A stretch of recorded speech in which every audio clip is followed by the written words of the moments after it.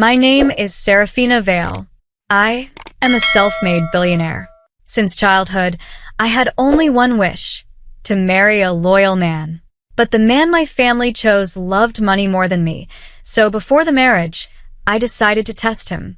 I pretended to be poor. At first, he acted fine, but slowly, he started to change. He mocked me, called me useless, and showed me a side of himself I had never expected. On our wedding night, he refused to marry me.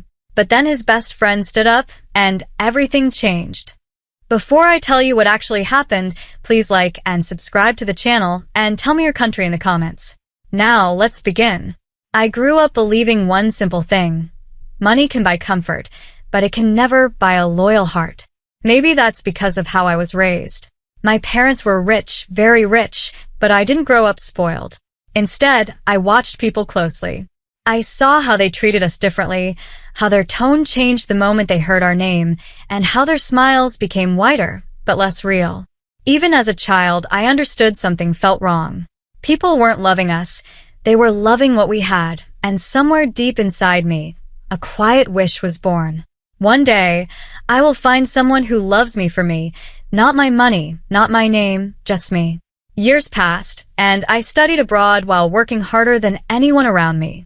While others relied on family wealth, I built my own path step by step, through failure after failure, long nights and lonely days, until one day I became something I never even imagined: a self-made billionaire.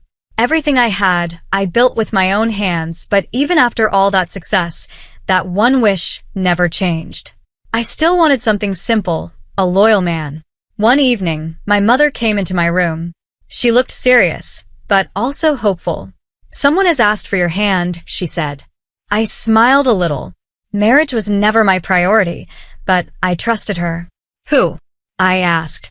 She sat beside me and said, "My best friend's son." She started telling me about him. Well-educated, successful, from a good family with a strong reputation. Everything sounded perfect, too perfect. But still, I agreed to meet him. The first time I saw him, I understood why everyone liked him. He was confident, well-spoken, and charming, the kind of man who knows exactly what to say and when to say it. We talked for hours about life, goals, and the future. He listened carefully, smiled at the right moments, and made me feel understood. For a moment, I thought maybe this is it, maybe I finally found him. Within a few weeks, our families agreed, and the marriage was fixed. Everything moved fast, preparations started, guests were invited, and plans were made. On the outside, everything looked perfect. But slowly, something started to bother me. At first, it was small, the kind of thing most people ignore. He talked about money a lot. At first, I didn't think much of it, since we both came from wealthy backgrounds and business was a normal topic. But then I started noticing a pattern. Every conversation somehow returned to wealth. How much is your company worth? What are your future expansion plans? Who controls the assets? His questions became deeper, more focused, more interested, not in me, but in what I owned. One day, I decided to test something. I casually changed the topic and talked about simple things, like living a quiet life or choosing peace over wealth. He smiled, but didn't agree. Instead, he said, "Money gives security. Without it, life becomes difficult." His words were normal, but his tone felt different. That night, I couldn't sleep. A thought kept repeating in my mind: what if he doesn't love me? What if he loves what I have? I didn't want to believe it, but I couldn't ignore it either, so I made a decision, a risky one, but necessary. The next day, I told him something that wasn't true. I said, "All the wealth, everything you see, it actually belongs to my father. After marriage, everything will go to my brother. I won't get anything." He looked at me, confused. For a moment, he said nothing. Then he forced a small smile and said, "That's okay, it doesn't matter." But his eyes told a different story. Days passed, and at first he tried to act normal, but slowly his behavior began to change. He started bringing up the topic again, saying things like, "But you should at least take something, it's your right, you need security for the future." His words sounded like concern, but I could feel it. This wasn't about me, it was about control. I stayed calm and played my role.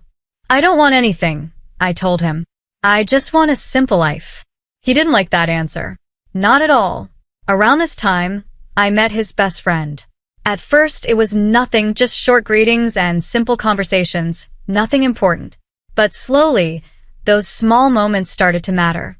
He was completely different, simple, calm, respectful. He didn't try to impress me or act smart. Most of the time, he stayed quiet, but when he spoke, his words felt real, not planned or calculated, just honest. One afternoon, we were all sitting together, talking casually. As usual, my fiancé brought the conversation back to money. You should think about your share, he said. You're just giving it away. I told you. I don't want anything. I replied calmly. He leaned forward, frustrated. That's not how life works. You need to think ahead. Before I could respond, his friend spoke. If she doesn't want it, then what's the problem? The room went silent. My fiancé looked annoyed. It's not that simple. But his friend stayed calm. It is simple if you respect her choice.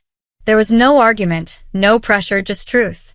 That moment stayed with me because for the first time, someone wasn't trying to change me, wasn't thinking about money, but was thinking about me. After that, I started noticing more. Not big things, just small details. The way my fiancé spoke, the way his tone changed whenever money came up, and how his eyes didn't look at people anymore but at opportunities. Once I saw it, I couldn't ignore it. Then I noticed the other side, his best friend. The way he listened, not just hearing but understanding. The way he treated people with kindness and respect, treating everyone equally, and helping without expecting anything in return. And with me, he was different in a way I couldn't explain. He listened to me, not to reply, but to understand. When I spoke, he didn't interrupt, didn't change the topic, didn't turn it into something else. He just stayed there, present. And slowly, I began to notice something inside me. I felt comfortable around him. Not forced, not careful, not judged, just comfortable. And then something even more dangerous. I felt happy. Not because of anything big, but because with him, everything felt simple. There was no talk of money, no talk of wealth, no hidden meaning behind words, just real conversations and real moments. At that point, I wasn't just testing my fiancé anymore. I was comparing. One was always calculating, thinking ahead, planning outcomes. The other just understanding. And the more I saw, the harder it became to ignore. One night, I sat alone thinking. My mind was clear, but my heart wasn't. What am I doing?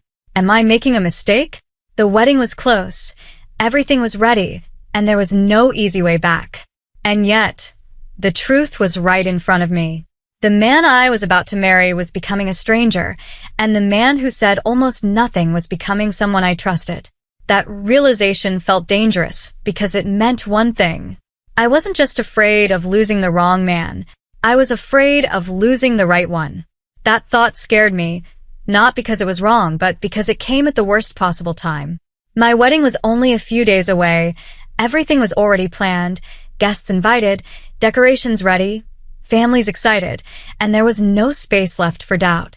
And yet, my heart refused to stay quiet. I tried to ignore it. I told myself I was overthinking, that maybe I was being too harsh. After all, my fiancé never directly said anything wrong. He never insulted me or disrespected me openly. But sometimes, what people don't say reveals more than what they do. The next few days made things even clearer. He became more impatient, more controlling, and more focused on one thing, money. One evening, we were sitting together going over wedding details when he suddenly said, "After marriage, we should think seriously about financial planning." I nodded slightly. Like what? He leaned forward. "You should talk to your father again." I looked at him. "About what?" "About your share." His voice was calm, but firm. I stayed silent for a moment, then said softly, "I already told you. I don't want anything." He sighed, clearly frustrated. "That's not practical." That word hit me. Not emotional, not personal, practical. "This is not about greed," he continued.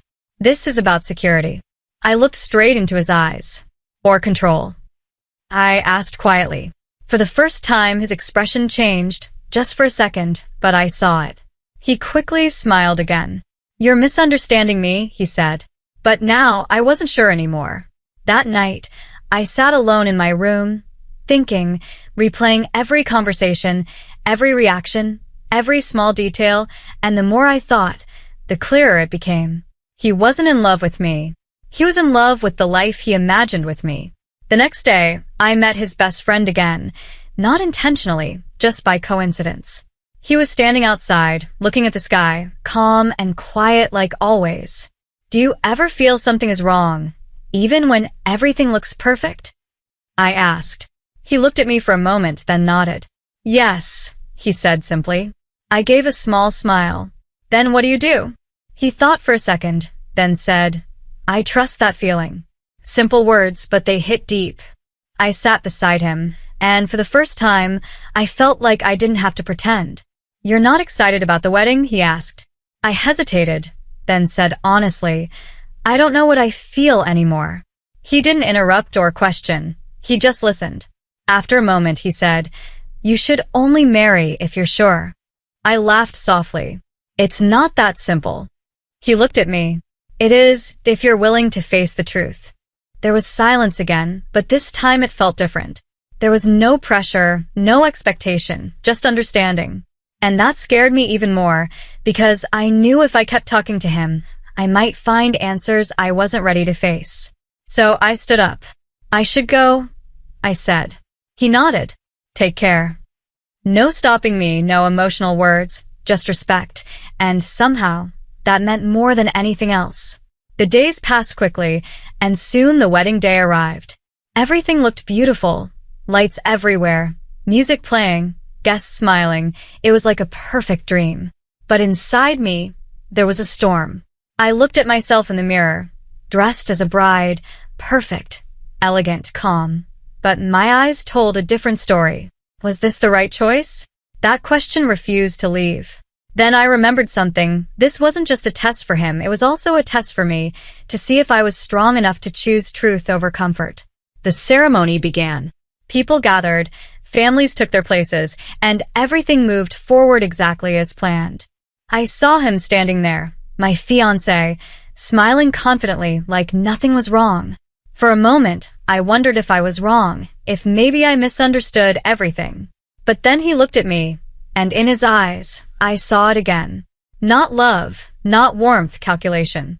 And in that moment, my doubt disappeared. I knew, no matter what happens today, I will not ignore the truth. The rituals continued, step by step, bringing us closer to the final moment. And then, just before everything could be completed, he moved. He stepped forward, raised his hand, and said, I need to say something. The music stopped, and the room went silent. But my heart didn't race, and I didn't panic, because deep down I already knew. This was the moment my test would end. The music stopped, and the room fell into complete silence as all eyes turned toward him. My fiancé stood there, calm and confident, like he had been waiting for this moment. I need to say something, he repeated. My parents looked confused, his parents exchanged nervous glances, and the guests leaned forward with curiosity. But me? I just stood there watching him, without fear or shock, just waiting. He took a deep breath and then said loudly, This marriage cannot happen. A wave of whispers spread across the hall, shock, confusion, disbelief. My mother stood up immediately. What are you saying? She asked, her voice shaking. He didn't even look at her. His eyes stayed on the crowd as he continued, We were told that she is wealthy. He paused, and then his voice turned colder. But the truth is, she is nothing. The words echoed, and for a second, no one reacted. Then suddenly, soft laughter began, whispers grew louder, and people started talking, judging. I could hear them clearly. Is it true? She's not rich. Then, why this marriage? My father tried to step forward, anger clear on his face, but before he could say anything, my fiancé spoke again. I cannot marry someone like this, he said, his voice sharp and cruel. I will not spend my life with a beggar. This time, the laughter grew louder, and the word beggar hung in the air, heavy and humiliating. I felt my mother's hand tighten and my father's breathing grow heavier, but I didn't move or react, because this was exactly what I needed to see. And then, a voice broke through the noise. "What are you doing?" It was him, his best friend. He stepped forward, anger clear in his eyes. "You can't do this.